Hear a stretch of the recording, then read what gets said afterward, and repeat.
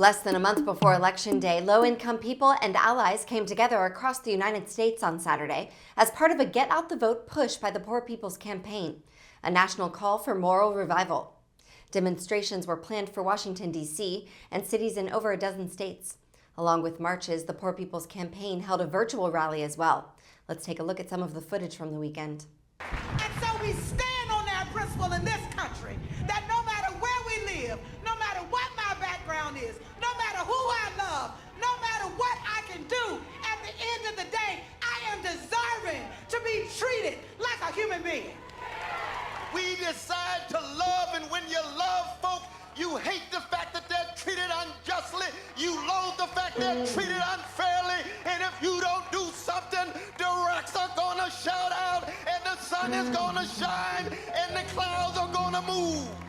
On June 18th, 100 to 150,000 people assembled in DC, and there indeed is a non-violent army rising to break every chain of the interlocking injustices of systemic racism, poverty, ecological devastation, militarism, and the war economy, and the distorted moral narrative of religious nationalism. We are lifting from the bottom, and we won't be silent anymore. At the Poor People's Campaign, we are shifting the moral narrative.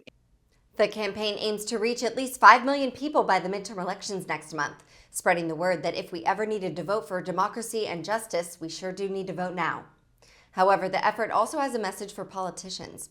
Campaign co-chair Reverend Dr. William Barber said Saturday, in these midterms, poor and low-wealth people are going to demand with their votes that their issues are addressed by elected officials. They are going to vote like our democracy depends on it and will have a major influence on the election. The November election will determine whether Democrats, whose legislative agenda has been partly held up for the past 2 years by narrow majorities, disagreements within the party, and the Senate filibuster rule that gives the GOP veto power over most bills, can keep control of Congress for the remainder of President Joe Biden's first term.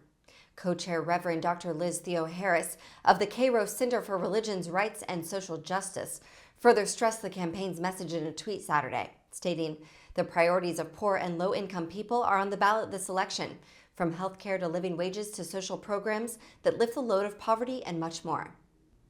Marchers and supporters of the national mobilization shared updates on social media with the hashtag #OurVotesOurDemands.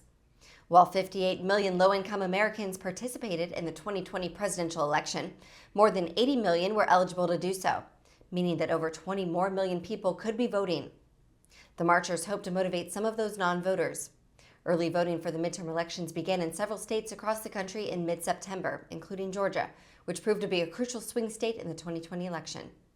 For information on early voting or voter registration in your state, you can go to usa.gov/register to vote. Thank you for watching Raw Story TV. Please be sure to visit us at rawstory.com, stay informed, and tap below to take action by liking, subscribing, and joining all those who like their news raw.